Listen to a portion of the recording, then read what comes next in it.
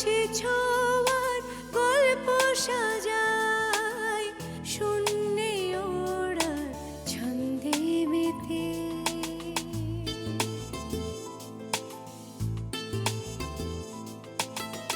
আকাশে যে অসীমের ঠিকানায়, সে যেন শুধু দৃশ্য সাজায়।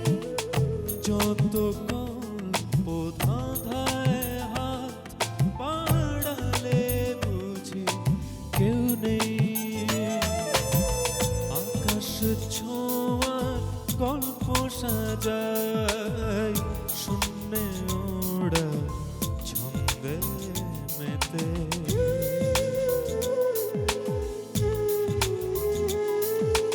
ধাওন্ত তোমার গতি ছুটে চলে অবিচল, আমার আঙিনা প্রজাপতি চঞ্চল। উড়ে উড়ে যায় কত অলি গলি অবিরত, যত গল্প ধাঁধায় মন বাড়ালে বুঝি কেউ নেই। আকাশে ছোঁয়ার গল্প সাজাই, শূন্যে ওড়ার ছন্দে মেতে।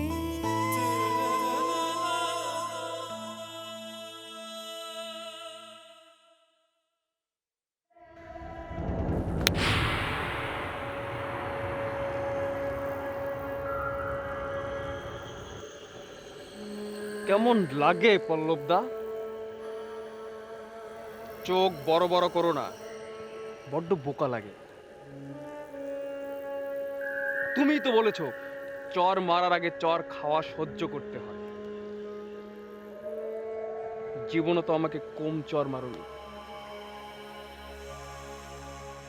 ফিরোজদা,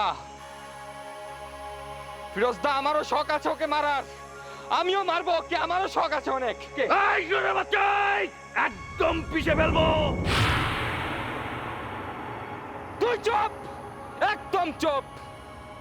কোনো লাভ হবে না, সব বাঘেরই সময় আসে। এখন সময় আমাদের।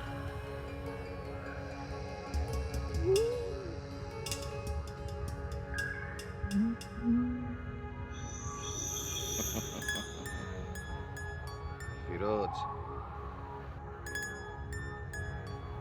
বাঘ কাউকে ফন্দি করে আটকায় না, শিয়ালরা করে। সম্রাট,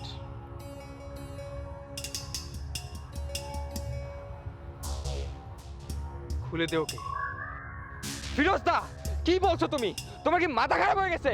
তুমি বুঝতে পারছো না? মাথা আমার কোনো কালই ঠিক ছিল না, আর সেটা বুঝেই ও আমাকে দিয়ে অনেক কাজ করিয়ে নিয়েছে।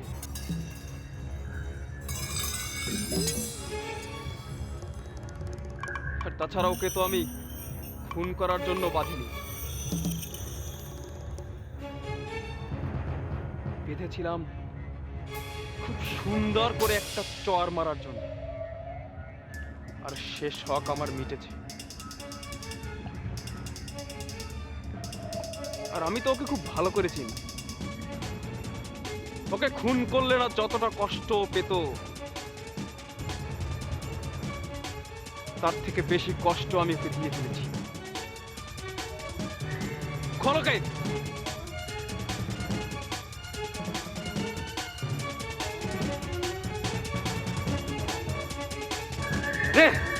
তারা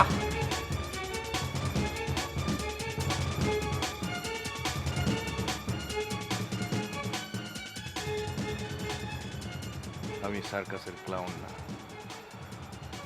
যে এখন পালিয়ে গিয়ে তোকে মজা নিতে দেব।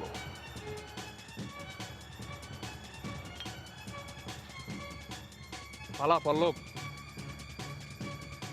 পালা। আমি পালাবো না। পালাবো না। ভেবে দেখ পল্লব, পালালে কিন্তু বেঁচে যেতি। আমি কাপুরুষ না। মরার আগ মুহূর্ত পর্যন্ত সেই ইমেজ আমি নষ্ট করব না। তাহলে আজকে কেন পালিয়েছিলি? সেটা আমি পালাইনি, তোদের একটা সুযোগ দিয়েছিলাম, কিন্তু সুযোগটা কাজে লাগাতে পারলি না। আর আমি পালাবো না, কারণ হচ্ছে পালালে বেঁচে থাকা যায় না, যেমনটা তুই পারবি না। মানে?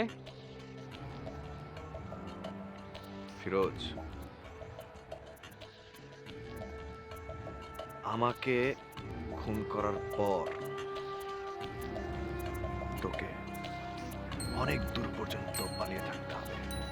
আমার লোকেরা, পুলিশরা তোকে যেমন ভাবে খুঁজবে, তুই একটা পাগলা কুকুরের মতো দৌড়িয়েও কোলাতে পারবি না।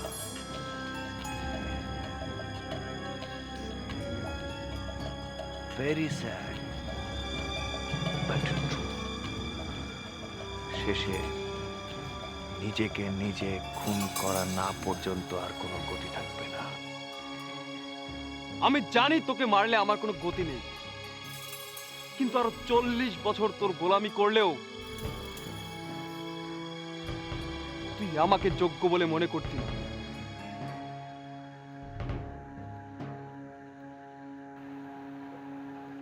সরি পল্লব, সরি।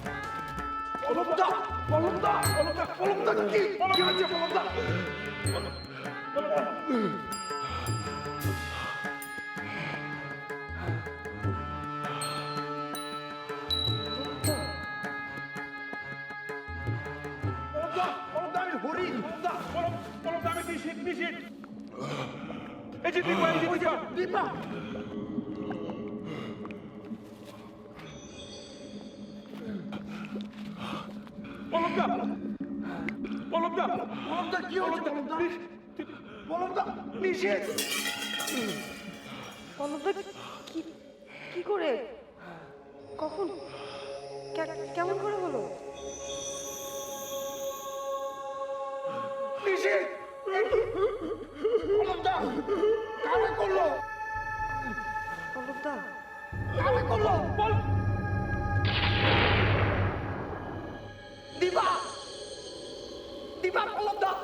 পল্লবদা গুলি খেয়েছে নিশিত।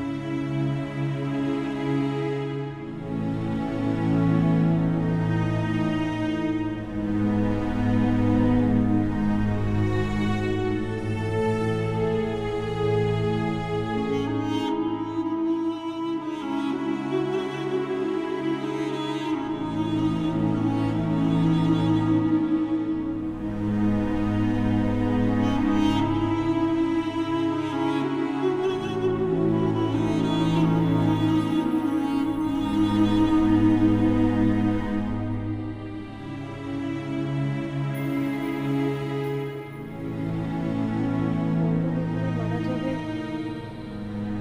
তা আমাদের ধারণাও ছিল না।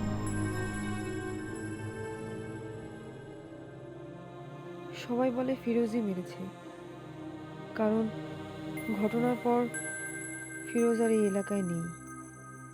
পুলিশ তন্ন তন্ন করে তাকে খুঁজছে। বেলায়েত ভাই বেঁচে থাকলে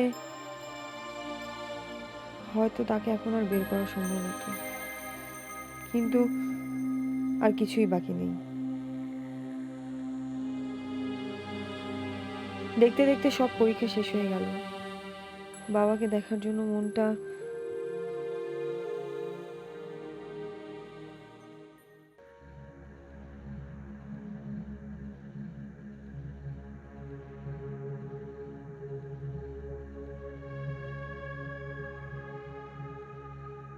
দীপা, কাল তুমি চলে যাবে?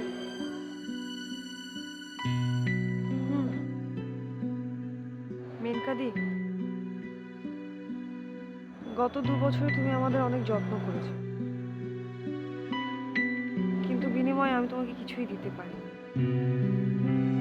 সামান্য ধন্যবাদটুকুও না। তোমাকে কৃতজ্ঞতা প্রকাশ করার ভাষাও আমার জানা নেই। তোমার জন্য কিছু টাকা রেখেছি, তুমি যদি বলো তাহলে টাকাগুলো আমি তোমায় দিতে চাই। তুমি নেবে? কাল আবার হোস্টেল ফাঁকা হয়ে যাবে। আশীর্বাদ করি তুমি ভালো থেকো। মেনকাদি,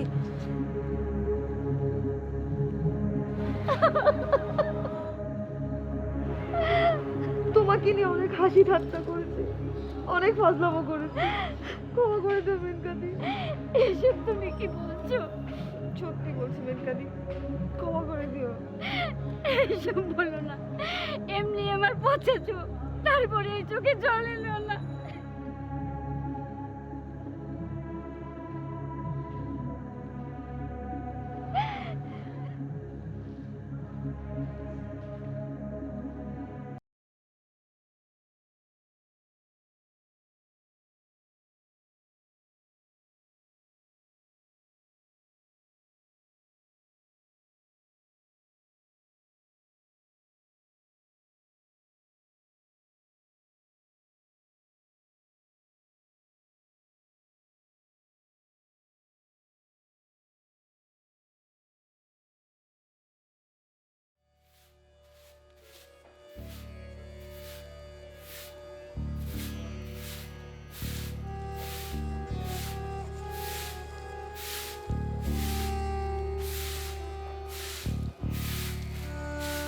নমস্কার বৌদি।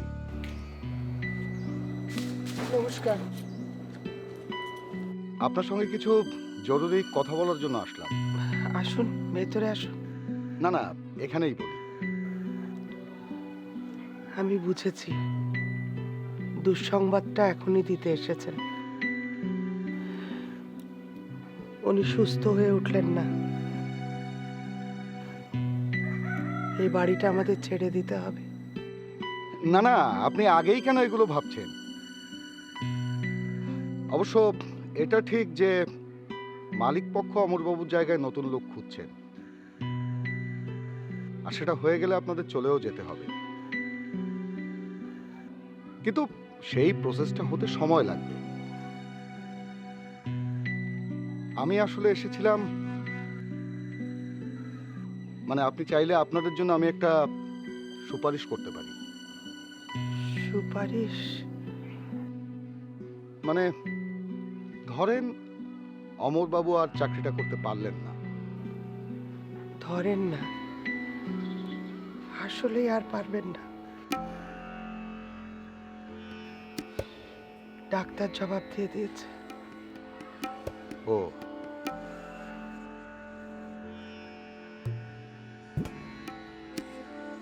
আপনি চাইলে আমি অমরবাবুর জায়গায় আপনার মেয়েকে রিপ্লেস করতে পারি। মানে? মানে অমরবাবুর জায়গায় চাকরিটা দীপা পেতে পারে। সত্যি? হ্যাঁ, যদিও কোম্পানি এখন বিকম পাস ছাড়া ওই পোস্টে লোক নেয় না, কিন্তু কোম্পানির বিশেষ বিবেচনায় যদি আমি সুপারিশ করি তাহলে মালিকপক্ষ রাজি হতে পারে। দীপা পারবে? কেন পারবে না? যদিও এই কাজের জন্য অ্যাকাউন্টিং নলেজটা দরকার। আমি জানি দীপা সায়েন্সের, কিন্তু তো ব্রিলিয়েন্ট স্টুডেন্ট, ম্যাট্রিকে স্ট্যান্ড করেছিল। কয়েক মাস দেখলেই ও বুঝে নিতে পারবে। তাছাড়া আমি নিজে ওকে সাহায্য করব। দীপা চাকরিটা পেলে আমাদের এ বাড়িটা ছাড়তে হবে না? কেন ছাড়বেন? এখানেই থাকবেন। আপনার অনেক দয়া ম্যানেজার বাবু, অনেক দয়া। আমি কোনো কুল কিনারা পাচ্ছিলাম না। আপনি যে কি উপকার করলেন আমাদের। দীপা কোথায়? ওর আজই পরীক্ষা শেষ হবে, দু একদিনের মধ্যেও চলে আসবে। আমি ওকে নিয়ে আপনার কাছে যাব। আচ্ছা, আপনি যে আমাদের কি উপকার করলেন ম্যানেজার সাহেব, আপনি নিজেও জানেন না। একদিক দিয়ে বলতে গেলে উপকার করেছি, আবার অন্য দিক দিয়ে বলতে গেলে একটু ক্ষতিও হলো। কি রকম? দীপার মতো ব্রিলিয়েন্ট স্টুডেন্ট, ওর তো ফার্স্ট গ্রেডের অফিসারের চাকরি করার কথা, কিন্তু এখন করতে হবে সেকেন্ড গ্রেডের কেরানির চাকরি, তাও বেসরকারি। ওর জন্য আমরা অনেক করেছি, আর ওইটুকু উপকার করবে না?